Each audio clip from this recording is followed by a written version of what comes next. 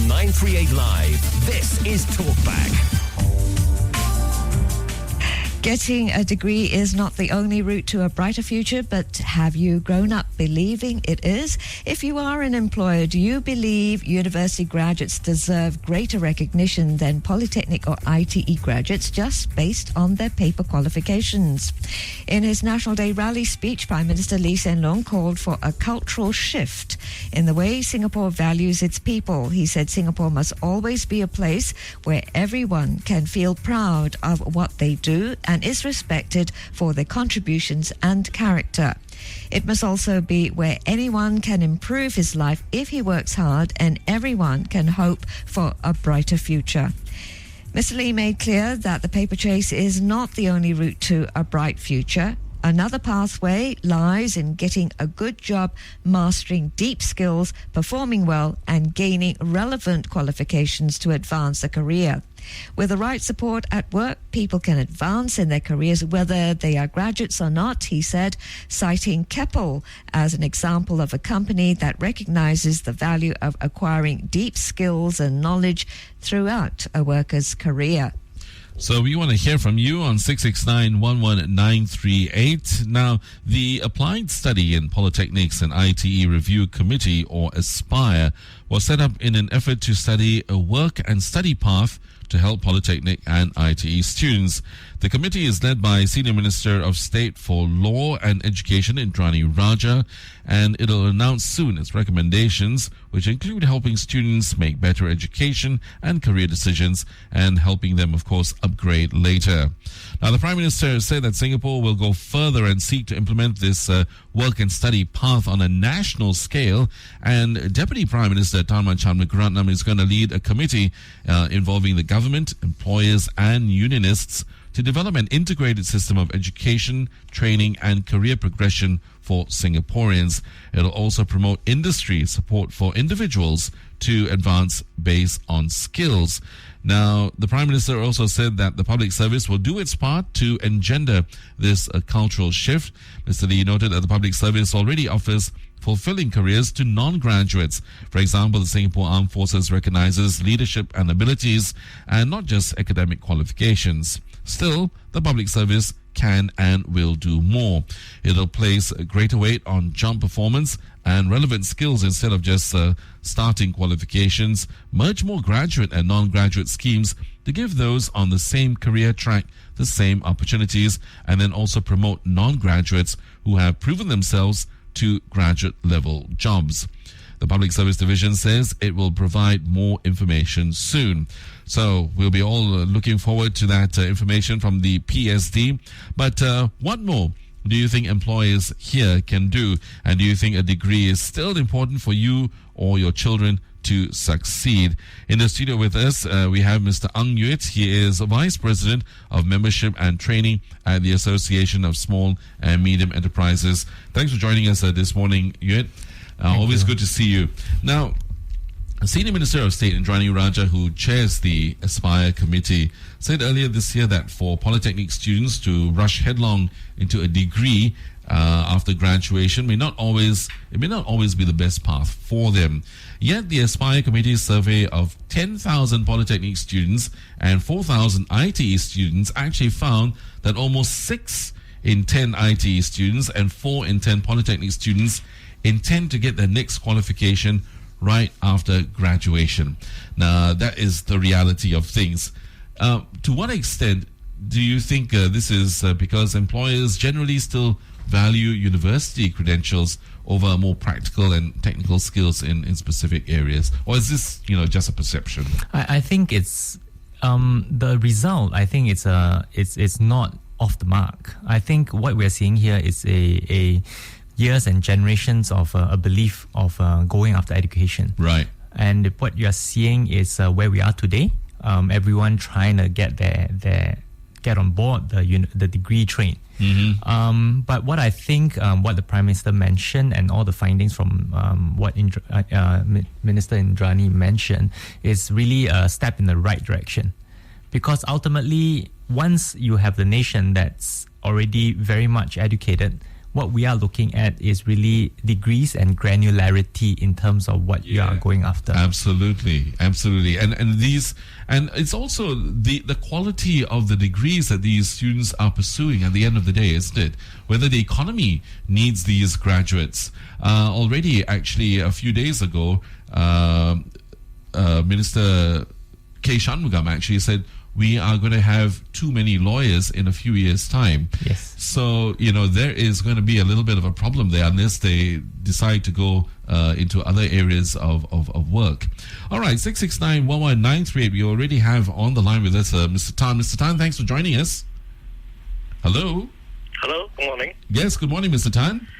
Yeah, first of all, I think this is the right move in the right direction, but well, it's late, but not too late. But this should have been done long ago, right? If they really have a 2020 vision.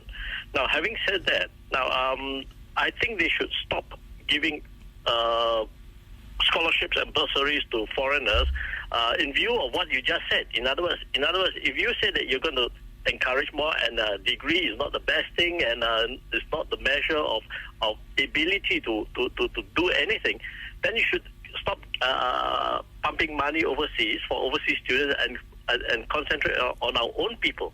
In other words, nurture them, spend money on them, and train them. This should have been done long ago, and today we don't have this problem. Thank you. Okay, thanks, Mr. Tan. I'm not sure whether we quite agree with Mr. Tan. What do you think, Yuit?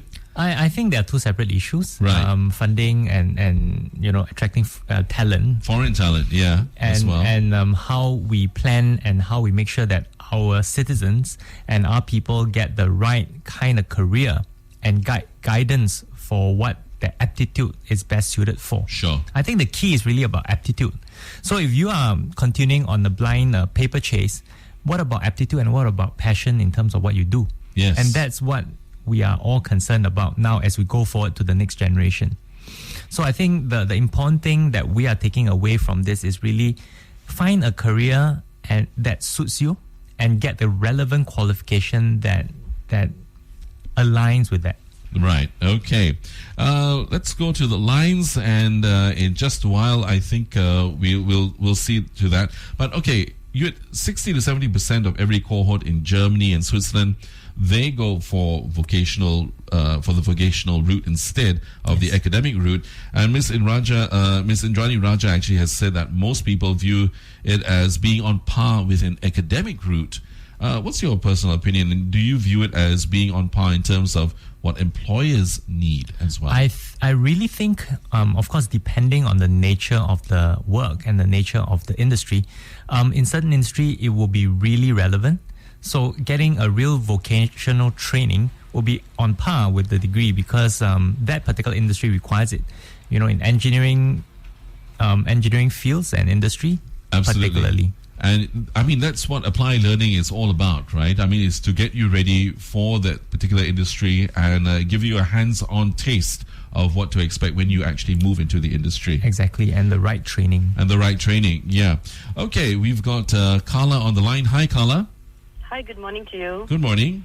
What do you think of this? Great. It's a great move, but then we have to make a lot of effort to kind of change the mindset of the existing organizations. Somehow there's a mindset that even though you are performing very well, the credentials of qualification still comes into play when making a decision factor for promotions and even going up the ranks. So a lot of effort have to put into the change the mindset. That's one thing. And second thing, you're just saying about the skills qualification. In Singapore, we're already almost in 11th year of the WSQ framework, which is more on the skills to skills, which is not under the polytechnics, but under the MOM with under WDA, where we see even the diplomas from that gain is not equivalent to our academic qualifications. So government is actually making encouragements for most organizations to enroll these people who actually came through the skills qualification under WSQ framework. But it's still not very prevalent and recognized in many aspects in Singapore. Okay. So, yeah. All right. So you hope that the WDA, WSQ qualifications are moved up, right? And recognized as well. And embraced by Ministry of Education, and whereby it's equivalent to the standard, so that we also be globally recognized in terms of where we are going. Because at this point of time, our recognition, even internally, MOE actually don't recognize it as equivalent as a diploma. All right. Thanks very much for that, Carla. Okay, let's see what Bala has to say. Hi, Bala. Thanks for joining us. Hi, good morning. Good morning. I think this is a very, it's very appropriate that the Prime Minister stood up to stand and say these things because really, to some extent, he is actually the product of a direct, success route to scholarships and all that, and I compliment him for that. But saying that, I think it's not as straightforward, and most of the issues will be actually more mindset. There's a lot of people who think that if you don't get your PhD by 35, that means you're not successful, and if you do get it after 40, that means, you've got a long route along the way. Right. So I think, there's a need that society has to change and realize that, people who work a little while, then go back and study, and they peak, with some qualifications at a certain age, they're still at the prime. So I think one is the fact that society on its own has to think of that. And I think the second is employers do the same as well. Employers tend to think that, their staff are prime at 35 years old. In actual fact, with life expectancy going up closer to 100, people are going to be prime at about 50% of their age, which means that the prime person is 50 years old. Right. Like for myself, I did my PhD in the late 40s, and I think, it was great because when I went to tackle it, it made me connect, and I think there was an interview with somebody else who sort of said they went to do an MBA, Bala, executive MBA. Yeah? sorry, if I can just cut in, how do you think we can change this whole mindset? Go ahead. I think really it's more emphasis on these success stories. Like I mentioned, the gentleman who had an executive MBA, and he sort of used that classes opportunity to bounce ideas off. And, yes. These are things that, people bring some value. So I think, both society and employers have to change their mindset tremendously and realize the value of these treasures which are sitting there, people who are late bloomers. Okay, Bala. We're hearing a lot of noise from where you are, but Sorry, a bit noisy. yeah. Okay, but we get your message. Thank you very much for calling in. Thank you, Bala. Okay, so yes, a mindset change, and actually, let's tackle that question. Yuit, that Carla brought up. Actually, she said the WSQ qualifications are not quite recognized. Now, you are a man in the industry. What are your thoughts on that? WSQ qualifications at this point in time is still very industry specific and very sectorial specific. Right. And overall, but isn't that a good thing? It is. But I think what she's saying is to bring up the awareness overall so that people would see it as a path to gain technical excellence as well, rather than just being siloed in particular sectors and only recognized there. Right. So overall, bringing up the publicity that, that's also an area that you can gain qualifications, not just getting a degree, Sure. but getting work skill qualifications through the WSQ route. But she's asking for MOE to recognize those qualifications. Yeah. Will it take time for that to happen? I do you think so, because WSQ is meant to come in after your education as a post-education work qualification. Right. So to get MOE to recognize that, I think that may take a bit of work, because one is about basic education, one is about post degree and work skill qualifications, and Sure. to link the two in may require a bit of work. Right, but not totally impossible. No, not totally impossible. Maybe through publicity, through sensitization and marketing to students, and making them aware that these are potential routes to build their career on. For instance, in Australia, you have TAFE, and those are also vocational skills, and many of them are actually, those who go through the TAFE qualifications are recognized as professionals. So do you think it'll take a little bit of time before that happens here? Yeah, I think overall what we are trying to do is to change the mindset from that of blindly chasing paper to that of really being happy in doing what you are doing and discovering your own strength, and then being gainfully employed out of that. And I think that is what we are talking about here. Absolutely. Now, getting a degree is not the only route to a brighter future, but have you grown up believing that it is? In his National Day rally speech, Prime Minister Lee Hsien Loong has called for a cultural shift in the way Singapore values its people. But do you think all of us are ready for that mind shift? I think we need to question ourselves, because we've all grown up with this mentality that we need to have degrees, and we've been told this ever since we were young. Yuit, you're in the SME sector, and you employ degree holders and non-degree holders. Yeah. What is your assessment of the two? Frankly, for us, both degree holders and non-degree holders are fresh out of school. And I think what's important is the ability to adapt to the working life. And for us, more importantly, is really the relevant skill set and whether that skill set match the requirements of the job. And not so much whether it's a degree or a diploma. It doesn't matter, right? Yes, at least for certain areas, it really doesn't matter. Right.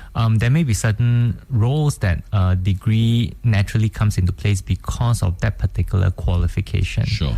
But diploma holders are catching up in many fields. And I think they are definitely people to be considered. Do you find that the applied learning, which is very much often, which is seen actually in the polytechnics and the ITE, that these graduates actually get into the job sector and are ready to run with the ball, so to speak, as quickly as they come in? Yes. In fact, I must say that Spring has been doing quite a bit of work in this area to uplift diploma and ITE sector, to feed them into SMEs. Right. And through a few of their programs, that is actually improving the situation even further to align the students in preparation for their work in their third year or second year onwards, to feed them straight into work immediately after that. Okay, that sounds a little bit like the some of these situations in Germany and Switzerland, actually, and that's what they're doing. All right, 669-11938, we have Mr. Tan. Hi, Mr. Tan. Hello. Hello. Yes, Mr. Tan, you're on the air. Yes, good morning, everybody. Good morning. Regarding this, the importance of degree qualification, I think the way I interpret PM Lee's key message is that he's not trying to downplay the importance of a degree. In fact, this is what gets us to where we are today, by encouraging our citizens to upgrade themselves in terms of education wherever possible. But I think the main message is whether we are providing enough opportunities for people to recognize people in areas where a degree qualification may not be necessary. So, for example, in the case of vocational training, where skill set is more important than a degree qualification. Right. For example, in the case of a car mechanic who is able to fix a car. Whenever you have a problem with a car, he's able to fix the problem very well and execute the job very well. I think those skills, indeed, those success in those areas need to be recognized. But when it comes to, say, for example, medical professions or legal profession, indeed, without a degree qualification, one can never dream of being a medical practitioner for that matter. Okay, fair enough. Mr. Tan, okay. Mr. Tan's gone. But Mr. Tan has made a good point, and there are certainly areas where graduates, I think we all agree that graduates are needed. I think it's looking at that, you know, people will get there eventually, but those who get there a little bit slower than others should also not be, you know, put down, so to speak. Yes, and exactly. they should be given that opportunity to study. But do you think we are really ready for that? I think it takes a bit of mindset change, because if you have been used to looking at things over the years through just whether, you know, you have a degree or on certain superficial measures, then it's time to change it. Because what we are talking about really is that you have to recognize everyone's aptitude and ability, and purely in terms of their own strength, and not judge people or students based on whether they are making it to the universities, rather than rather what they are really good at and make them happy and satisfied, developing their own abilities. Sure. And that takes time and maturity as well, right? Yes. Don't you think so? All right. Okay, we've got, let's see, Albert on the line. Hi, Albert. Hi, morning. Good morning. What are your thoughts on this? I mean, first and foremost, whatever measure they're talking about it, to me, it seems a little bit of lip service because the same thing has been talked about years ago. Having said that, I mean, agree. I mean, the qualification is important, but the opportunity actually comes at the basement level in the first place of the hiring method, the way it's being hired. Nowadays, even admin officers need a degree, right? I mean, what's wrong with a polytechnic student, who has did some first course or whatever course, to can be an admin officer. Right. But the other thing is that it's because in times before, you have a few success stories talking about in the newspaper and all. I mean, where companies are not that large, and a lot of them are actually the bosses themselves who make the decision. Nowadays, we have HR and this and that in a fairly larger company. These people are not going to take the chance on someone if they have to have a selection process. And it's an easy job for them. You pick the graduates instead of a poly and say that, well, he has the qualification better than the other one. So chances, it's easy for them to do so. In the first place, even the HR people are not that well trained, I would think so, in Singapore. And some of them are graduates. They are not going to give the opportunity to the non-graduates because it makes them answerable. They are accountable. Right. So it's from the hiring process that needs to be changed. Okay, I think that's a very good point, Albert. What do you think, Yuit? I think in terms of hiring process, there are definitely certain roles that require graduates.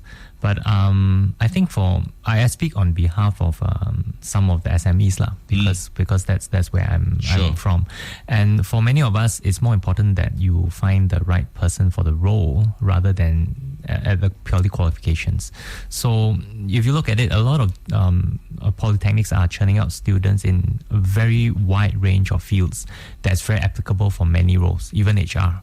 Right. So it's really a lot of good students that we can find from the polytechnics, and many of the polytechnic students may actually be very well grounded and very well trained for hands-on work that makes them very suitable to be very effective off the blocks. Right. Now the thing is, I mean, would companies though think that if they hire a polytechnic student, that training that person a little later on to take on a higher level job would take time and money? And do you think SMEs are a little bit, reserved in wanting to hire these? I actually do not think so. I think the challenge of continual training and learning within an organization, whether it's an SME or MNC, is actually the company directive.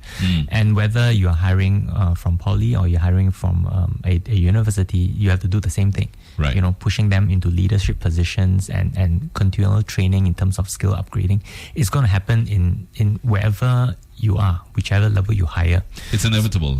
Yes. So it's part of the company's direction to do that. So if we can make sure that people and students are very happy and fulfilled and proud that they have a diploma or a vocational license. Right. I think that's what we are trying to move towards. Yeah. And not to put them down and make them feel lousy because they did not have a degree. Right. And really, I think it's important to emphasize that, because in this society that where we are now today, we want to make everyone realize that they are great in their own respective and that ways. they bring value to the table. Exactly. Bring value to the society, and society has to see them in that same way, and not think that because you are a mechanic, you don't deserve as much respect as someone who's a banker. Again, I think we also need to clarify that we are not against degree holders, and in fact, everybody should aspire to try and get a degree, but on that way, people should be recognized for the talents that they bring. Let's talk to Christina. Hi, Christina. Thanks for holding on. Christina? Hello? Hello? Hi, Christina. Yes.